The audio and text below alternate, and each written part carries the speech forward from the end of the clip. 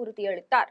தாங்கள் போராடியும் கிடைக்கப்பெறாத 10 அம்ச கோரிக்கைகளை முன்வைத்து விரைவில் முதல்வரையும் வேளாண் துறை அமைச்சரையும் சந்திக்க உள்ளதாக வேளாண் துறை ஆத்மா திட்ட பணியாளர்கள் சங்கத்தின் முன்னாள் மாநில தலைவர் செந்தில்குமார் தெரிவித்துள்ளார். விழுப்புரத்தில் உள்ள ஒரு தனியார் பள்ளியில் வேளாண் துறை ஆத்மா திட்ட பணியாளர்கள் கூட்டம் மாவட்ட தலைவர் சாம்பசிவம் தலைமையில் நடைபெற்றது.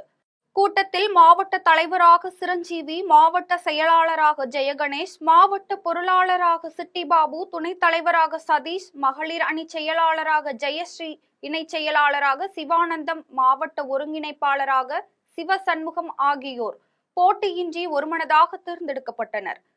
தொடர்ந்து சங்கத்தின் முன்னாள் மாநில தலைவர் செந்தில்குமார் பேசியபோது, தமிழக முதல்வருக்கும் புதிதாக பொறுப்பேற்றிருக்கும் வேளாண் துறை அமைச்சருக்கும் வாழ்த்துக்களையும் பாராட்டுக்களையும் தெரிவித்தார்.